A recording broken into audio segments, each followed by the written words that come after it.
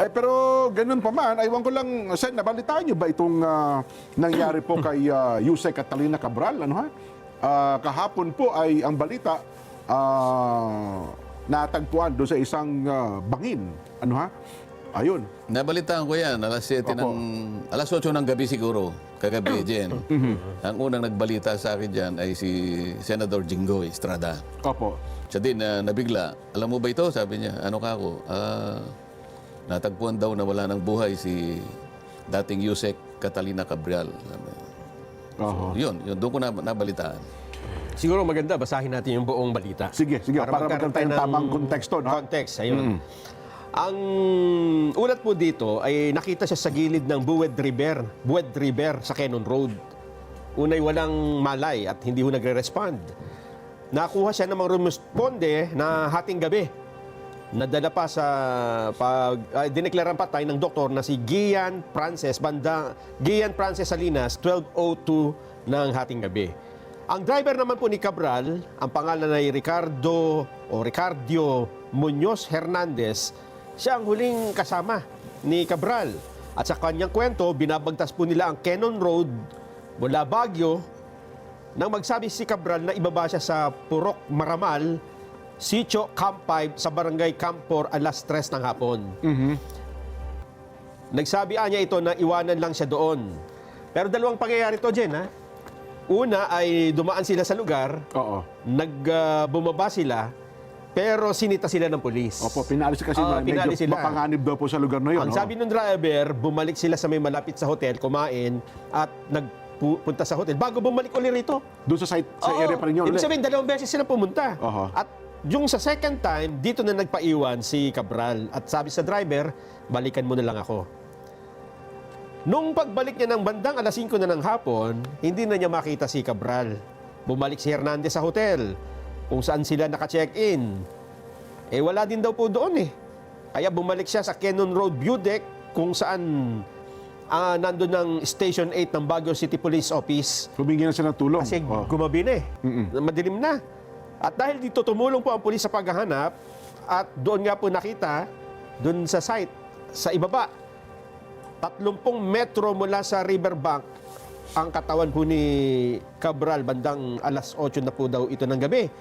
Hindi pa malinaw kung bakit inabot ng 4 na oras bago iniakyat ang katawan ni Cabral sa kalsada. Baka nahirapan. May mga report din na nagsasabi na nahulog si Cabral at ito ang sinusundan ng investigasyon sa ngayon.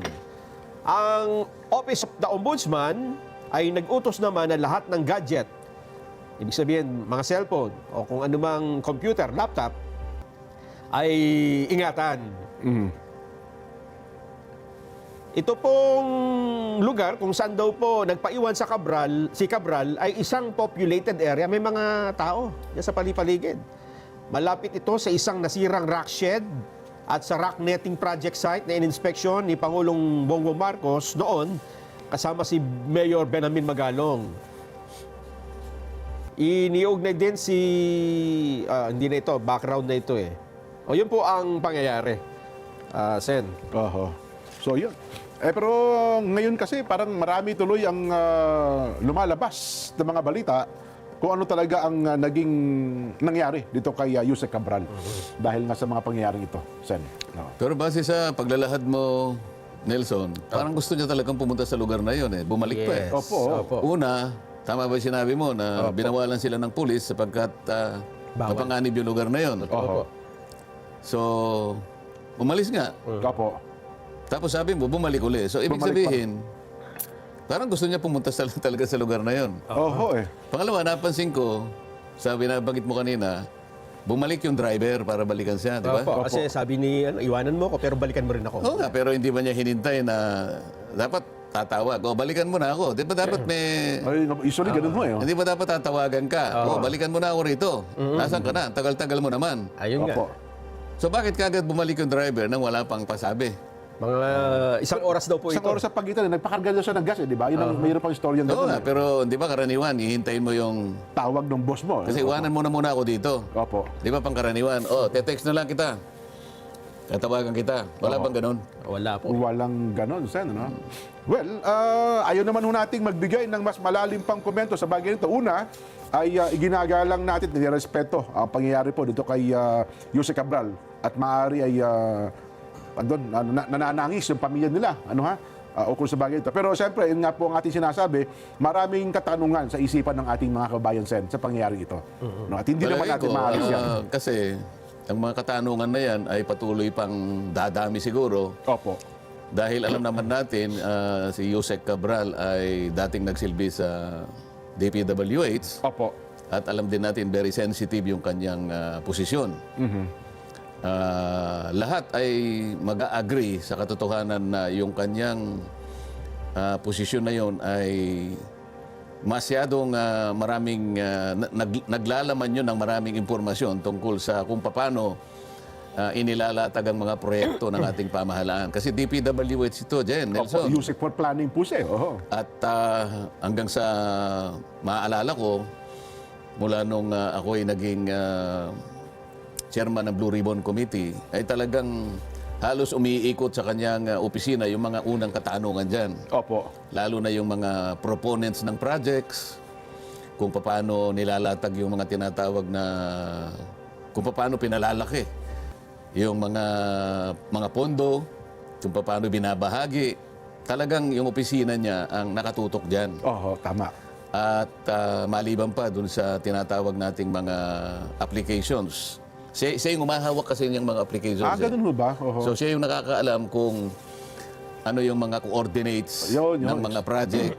Kung talagang gugustuhin niya na sabihin kung nasaan ang mga coordinates ng lahat ng projects, lalong-lalo na yung pinag-uusapan noon na flood control, siya talaga ang bukod na opisinang nakakaalam ng lahat ng mga sensitibong impormasyon. Nasa opisina po niya yun. Ngayon, dahil nga sa kahalagahan ng opisina niya, nung kasagsagan na nagtatanungan tungkol dyan, ay nagbitiw nga siya. At mula doon ay wala namang masyadong ginawa na yung Blue Ribbon Committee. At marami nga nagtataka, ba't ganon? Gayong siya yung pinakamaraming nalalaman dyan, parang wala lang. Pagkatapos, maraming nagsasabi na nakakuha ng mga impormasyon na maaaring makapagbigay ng kung ano-anong related na mga ibang tatalakayin at maaaring ma-involve yung maraming tao. Kaya siguro ngayon, kung mo nangyari yan, talagang aasahan mo na babangon ng mas maraming tanong. Opo, maraming talagang tanong. Mas maraming tanong ngayon kaysa kasagutan. Nakakalungkot yung nangyari din. Ako, unang-una, dahil kakilala ko naman siya, sa trabaho ko sa Congress noon sa mababang kapulungan hanggang sa maging senador ako, may pagkakataon talaga na nagkakausap sa mga hearing. Kaya kilala ko naman siya ng personal. Kaya hanggang sa ako'y maging Blue Ribbon Committee, nasama nga siya sa unang mga pagtatanong dahil nga sa sensitibong pwesto niya sa DPWH. O ngayon, nangyari nga ito, inaasahan natin na marami talaga yung magdududa. Tama. Sa nangyari sa kanya. At lalo pa nga naalala ko, di ba dapat nakatakda siyang humarap sa ICI? Sa ICI noong December 15. Tapos hindi rin siya pumunta, no? Kasi nakarating. Wala rin pasabi kung pupunta o hindi. Kung maalala ninyong dalawa, naging guest natin. Si Kong Lian Libiste po. Si Kong Lian, anak ng aking kumare. At mula sa kanya, nagsabi siya rito, at dito niya unang inilahad Yes. na meron siyang nakuwang mga sensitibong impormasyon na binigay mismo ng opisina ni Secretary Yusek Cabral, bago pa nangyari itong pinag-uusapan natin. At nung hinahanap na rin yung computer, hindi na makita yung computer. Ngayon, sinasabi mo kanina na may binanggit ang ombudsman na, ano sabi niya? Yung mga gadgets ay secure. Yung cellphone. text, yan. Kasi sa forensic investigation, baka, ano ba tanong, kasi kung may katagpo ba siya doon, siya lang ba ang kusa na tumambay doon? Bakit, ang tanong bakit 2 beses pa siyang bumalik doon sa nabanggit na lugar? Bakit ang ombudsman ang nagsabi noon? Siguro, ang ombudsman na nakunan ng reaksyon, di ba dapat pulis? Oo nga, no? Dapat kasi, siguro, yung mga investigador. Yung mga pulis. Kasi kung hahanap ka ng lead, halimbawa, pero ipaalam niya sa mga, mga partido ni Yusek Cabral. Sa tingin ko, hindi yung ombudsman ang nagpapanukala ng ganun, kundi yung mismong mga investigador na nagsisimula para malaman ang mga katotohanan sa pangyayaring ito. Bagay, Di ba? malamang SOP naman sa mga pulis. Siguro nakunan lang ng reaksyon ng reporter si Ombudsman Rimulya. Ano nga? Pero doon sa punto lang, aspetong legal lang, may epekto ba ito sa kaso, sa kontrobersya ngayong ating kinakaharap? Kung legal aspect lang po, walang... kasi ang tanong nila ngayon, di ba, ano magiging epekto nito sa iskandalo ng flood control?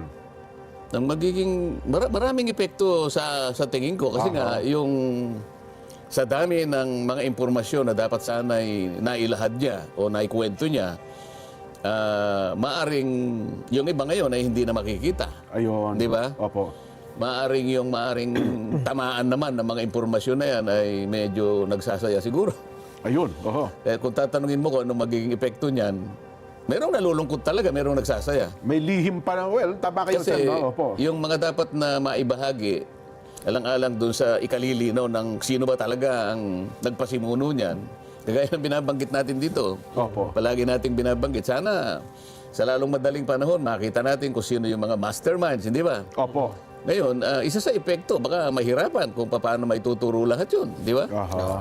Dahil sa pagkawala Kung ng tatanungin mo ako, kasi simpleng-simple lang naman, mas maganda, maraming magkukwento, maraming mapagkukunan ng impormasyon, Opo. pero sa nangyaring ito, maaring mapigilan yung iba. Pero sa kasaysayan naman, kung minsan, meron tinatawag na yung twist of fate. Opo. Sa ibang pagkakataon, bigla na lang lilitaw naman yung mga ibang... kasi mag-iiwan naman ng bakas lahat eh.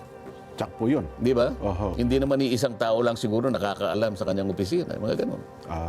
Well, anyway, ako naniniwala naman sa makabagong kaparaanan ng investigasyon ngayon sa part ng Baguio PNP ng Cordillera, tsak, magkakaroon ng malalimang investigasyon siguro, Sen. Ano talaga naging dahilan ng naging kamatayan nitong si Yusek Cabral? Hindi lamang yung kamatayan niya mismo, kung hindi yung epekto ng pagkawala Ayan, niya. opo, Kasi oho. nga, nawala siya habang hindi pa ganap na natutukoy ang lahat ng dapat matukoy. Oho. Habang naglalaro pa sa isip ng mga mamamayan natin, saan na ba patungo yung mga investigasyon na yan? Ayan, Bakit opo. nangyari itong ganito? Oho. Di ba?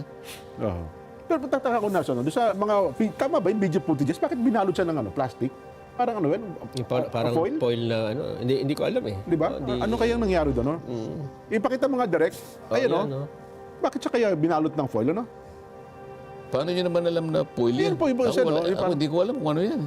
Parang Baka yan naman talaga yung ginagawa SOP? ngayon eh. O sabihin, para i-preserve po yung bangkay. Parang hindi naman... Well, parang ngayon lang ako nakakita ng gano'n. Alam mo, na-accident, bumagsak eh. Yung body bag, ano? Oo, yung... Ano ba, body bag lang ba yun o... Ayun, no? Kasi parang binilot siya, no? Di ba? O body bag ba yung ginamit sa kanya? Well, anyway, no, nagtaka lang ako doon sa nakita nating yung paraan. Ay, no. Ang sabi naman ni Kong Lian Lebiste, Oo. tungkol dito sa pagkamatay ni Yusek Cabral, ang sabi niya sa kanyang Facebook account, yung una niyang post ay, may listahan sa computer ni Yumaong Yusek Cabral ng lahat ng proponents ng DPWH insertions. Okay. May iilang, may kopya nito. Kung lumabas lang ito, tapos na ang mga investigasyon. At sinundan niya, after 7 hours, ang files ni Yusek Cabral ay inaprubahan ng DPWH na ibigay sa akin noong September 4. Ipinakita ko ito sa ICI noong November 18 at 19. At sa Ombudsman noong November 26. May kopya rin ang DPWH nito. Pero mukhang sabi ng ICI, wala silang kopya nito eh. No? Nakita lang nila. Kaya nga humingi siya ng kopya kay ano eh. Oo. Ano binabanggit mo, Nelson, na si mismong si Kong Lian ang nagbigay ng mga sinasabi mong pangalan ng proponents? Yung galing kay... Yung nakuha na po sa computer. Oo nga. Kay Yusek. Dahil nakakuha si Kong Lian ng kopya noon, ibinigay niya sa ICI. Hindi po, ipinakita lang. Pinakita. Nung humarap siya doon, ipinakita At nanghingi nga raw ng kopya. Kasi wala doon silang kopya pala noon. Noon pinakita niya, meron ba kayong kopya nito? Nagtataka nga sila, walang kopya. Pero binigyan sila ng kopya. Binigyan daw po. Doon natin na-interview dito, Sen. Binanggit niya, nagbigay siya ng kopya doon sa ICI. Yun po yung sabi ni Total, Kong Lian. tinitindigan naman ni Kong Lian. Ibig sabihin talaga, binigyan ng kopya ang ICI. Oh, yes. Sa mga po. tweet, Oo. alam ng ICI kung ano yung nilalaman ng computer. Well, Dahil nabigyan na sila ng kopya. maaaring ganun daw po. At nabigyan din ng DPWH. May kopya May kopya na rin po ang DPWH Yung original na copy, nasa kanila pa. may mga lumalabas lang anggulo doon sa computer na may mukhang may mga typo error. Kaya, mahiwagang computer. Kaya nga Kaya nung lang, mga- ang magiging problema kasi dyan, alam mo, kung pinag-usapan natin ay usaping legal, Opo. sino magpapatunay niyan? Authenticate, ano? Yung authentication kasi ay bahagi ng pagbibigay ng probity sa isang nakalap na ebidensya. Yes po. Oo. Kaya nga, pagka ikaw ay may-ari ng ganong kasulatan o anumang klaseng ebidensya, lalo na kung documentary evidence, Opo. authentication ang pinag-uusapan eh. Karaniwan, maaaring ang isang dokumento may pirma ka, so ipipresenta ka sa harap ng korte at tatanungin ka, ikaw ba ang gumawa nito? Ayun. Oo. Ikaw ba naglahad nito? Ganon. Opo. Meron kang pirma nakalagay rito, pirma mo ba ito? Yun ang authentication eh. Opo. Ngayon, kung halimbawa, listahan lang ang nakita, ngayong wala na si Yusek Cabral, sino mag-authenticate ngayon na siya nga ang may-ari nung nakasulat doon sa computer? Kasi kahit na laptop niya yun, maaaring sasabihin lang ng iba, oy, naglagay lang kayo dyan. In-insert nyo lang yan dyan, Oo. ano, mga files na yan. Ano? So, ang pinag-uusapan natin dyan, yung technical issue ng authentication, doon medyo magkakaroon ng problema dyan. Yun pala yun. Ano? Sa akin lang, opinion ko lang ito. Opo. Maring nagkamali ako, pero sa experience ko bilang isang abogado, Jen, Opo. yan ang medyo problematic. Yung area na yun. Opo. Maliban na siguro kung may mga personal secretary siya, Nelson, ano? May magsasabing, Yan ay talagang kami po ang nag-save niyan, kami ang gumawa niyan. Yung sinasabi nating pwede rin naman patunayan yung mga digital traces, halimbawa. Ayan, isa po yan. Oh. Kaya naman, hindi mo naman mabubura yan eh. Opo. Di ba, pagkaraniwan, pagka meron kang communication galing sa cellphone mo, ano, Ayan. ayan naman, pwedeng sabihin ng korte na kahit di mo patunayan yan eh, we can take judicial cognizance na by technology, talagang galing sa'yo yan. Di ba? Ayun. May mga forensic investigations. Oo, yung mga ganyan. Tama, tama.